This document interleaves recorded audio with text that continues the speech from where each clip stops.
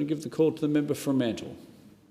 Thank you, Deputy Speaker. I'm very glad to speak to this motion and to speak up for the joys and benefits, and I'd say the necessity of reading, to speak up for the centrality of stories and storytelling in everything from identity to entertainment, from problem solving to politics, and to speak up for Australian writers and Australian publishers. If I was to make a list of things that have been essential to me, reading would probably rank just behind the basic human needs of food, water, shelter and love. Without reading, I would have struggled in terms of my education and my happiness, especially when I was young. I attended 5 different primary schools in 3 countries by the time I was 12, and reading was the glue that held together all the pieces across all the gaps. It was the mainstay of my sense of self, my confidence and well-being. It was the main line linking my imagination and curiosity into the wider world. It was occasionally, as the motion describes, a refuge, not from anything particularly terrible, but as an escape from the noise and awkwardness and isolation or sadness that many of us feel from time to time. My fascination with reading became my aspiration with respect to writing, and unlike the member for Moreton, I never managed to produce anything bookworthy. I still believe the efforts I made on the road to being a failed novelist are among the most productive, creative and crafty hours that I've spent. As a dad, I don't know that I've done many things of greater value than to read to my kids and to tell them stories. One of my favourite memories is sitting on the carpet with my girls in their bedroom and telling a story and seeing my son, who's our eldest, crawl out of his bedroom in the dark to be close enough to hear. Deputy Speaker, my wife, Georgia, surpasses me in everything I've mentioned, in reading, writing and storytelling, and by mentoring writers and by editing and publishing their work at the mighty Fremantle Press. I'm lucky to live in a wordy household, and I'm blessed to represent a community that holds writing dear. I know I'm lucky to enjoy reading. That's a lot easier when you can find yourself represented in stories. It's easier when your folks pass on a love of reading, as mine did.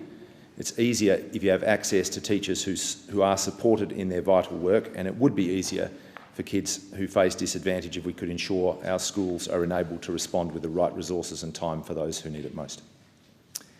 Deputy Speaker, as part of the broad effort to ensure we welcome diversity and difference, we need our stories to reflect and cherish diversity, to cherish our First Nations heritage and our multicultural and LGBTIQ+ communities, and to reflect the experience of all ages and all abilities. Right now, it's still the case that the world of published stories, like so many aspects of life, is skewed towards a narrow range of identities and experiences. And this is particularly limiting in the form of children's literature.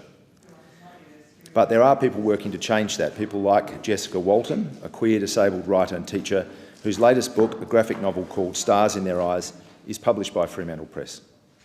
Jessica has spoken about her experience, and I quote, "As I became disabled and then later as I came out as queer, I felt the lack of representation. Later as an adult, when I did get a lot more representation, there was that emotional feeling of, oh, I didn't have this and now I do, and I'm sad for the kid that I was." And Jessica says, "Your child might not be disabled now, but they might develop a disability at some point in their life or acquire disability. Let's give them the space to be exposed to disability in literature and film and TV so that when they interact with disabled people in the real world, they're not doing so from a place of fear." Deputy Speaker, one of the effects of the pandemic has been to spotlight what's most precious to us all, our health, our connection to family and community, our environment, but also books and reading. And while writers and publishers and bookshops may have felt that love through this time because book sales have risen, there has nevertheless been harmful impact with the cancellation of festivals and especially with the brutal hit on universities. This affects the livelihood of Australian writers, and as with other workers and businesses in the creative sector, writers and publishers have not been properly supported through the pandemic.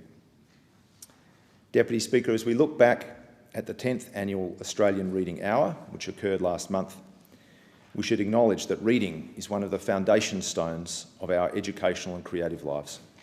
And we must support Australian writing to ensure our kids and their kids can see themselves and can hear our distinctive stories in greater diversity in the years to come. In what's been a difficult time, I give a shout out to all the writers in Australia, not just the famous and successful ones, but all the hundreds and hundreds of writers who toil away in the hope of being published one day and who ultimately underpin our vital and diverse Australian literature.